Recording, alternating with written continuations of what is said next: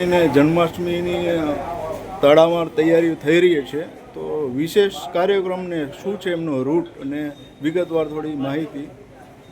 આગામી 4/9ના રોજ જ્યારે જન્માષ્ટમી ઉત્સવ ઉજવવાનો થઈ રહ્યો છે ત્યારે ભચાઉ નગરમાં જય માતાજી ગ્રુપ દ્વારા શ્રી કુલદીપસિંહ વિરેન્દ્રસિંહ જાડેજાના અધ્યક્ષસ્થાને આજે બેઠકનું આયોજન કરવામાં આવેલું. આગામી જન્માષ્ટમી પર્વ પ્રસંગે ભચાઉ નગર દર વર્ષની માફક ખૂબ ધામધૂમથી ભવ્યાતિ ભવ્ય આ કાર્યક્રમ ઉજવાશે. આપ જાણો છો કે આ ઉત્સવમાં ખૂબ વિશાળ સંખ્યામાં જનમેદની જોડાય છે.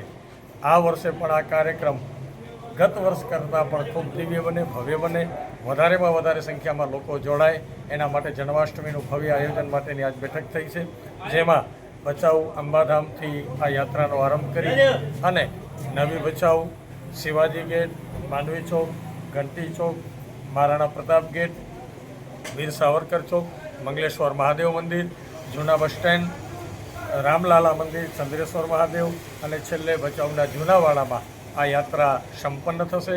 દરેક જગ્યાએ મટકી બાંધવામાં આવે છે, ઊંચી બોલી અને લોકોએ મટકી ફોડે છે અને એ જે આવક થાય છે એ આગામી કાર્યક્રમ નવરાત્રિ જેવા કાર્યક્રમોમાં, ધાર્મિક પ્રસંગોમાં આ રકમ વાપરવામાં આવે છે અને ખૂબ ઉમંગભેર સમગ્ર ભચાઉજનો જોડાય છે. આ વખતે પણ ખૂબ સારી સંખ્યામાં લોકો ઉમટી પડશે એવા શ્રદ્ધા અને વિશ્વાસ સાથે ખૂબ સારી એવી તડામાર તૈયારી થઈ રહી છે. ખાસ કરીને જન્માષ્ટમી ઉત્સવનું આયોજન, તડામાર તૈયારીઓ થઈ રહી છે, તો શું છે વિશેષ કાર્યક્રમો? અખિલ બ્રહ્માંડના નાથ મહારાજ દ્વારકાધીશ ભગવાન પ્રભુ શ્રી કૃષ્ણ ભગવાનનો જ્યારે જન્મોત્સવ હોય ત્યારે ભચાઉમાં દર વર્ષે જય માતાજી ગ્રુપ અને ભચાઉની સમસ્ત સમાજો સર્વે સાથે મળીને એક ભવ્ય મટકી ફોડનું આયોજન કરતા હોય છે. કારણ કે આપણે સૌ જાણીએ છીએ અત્યારે આ સોશિયલ મીડિયાના બધા યુગમાં ક્યાંક ને ક્યાંક તહેવારોમાં બધા ફરવા નીકળી જતા હોય, તહેવારોનું મહત્ત્વ ઘટી જતું હોય, પણ અમારું ભચાઉ ગામ અમે ખૂબ ગૌરવ સાથે કહી શકીએ કે આખું ગામ સૌ સાથે હળીમળીને છંપીને રહેતા હોય ત્યારે આવા જેટલા પણ ધાર્મિક તહેવારો હોય એ સૌ સાથે મળીને જેમ પહેલાંના જમાનામાં બધા સાથે મળીને ઉજવતા એવી જ રીતે આજે ભચાઉએ આ પરંપરા જાળવી રાખી છે. અને આગામી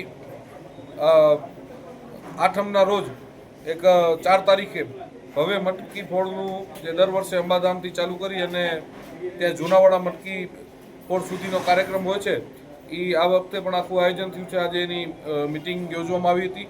એમાં વિશેષ અલગ અલગ ઝાંખીઓ છે, નાસિક ઢોલ પણ મહારાષ્ટ્રથી મંગાવેલા છે. એ સિવાય પણ ઘણી બધી અલગ અલગ કૃતિઓ ત્યાં રજૂ કરવામાં આવવાની છે. ત્યારે આપના મીડિયાના માધ્યમથી ભચાઉ શહેર અને તાલુકાના સર્વે લોકોને આ જન્માષ્ટમી મહોત્સવમાં ખૂબ મોટી સંખ્યામાં ઉપસ્થિત રહેવા માટે હાર્દિક આમંત્રણ પાઠવું છું.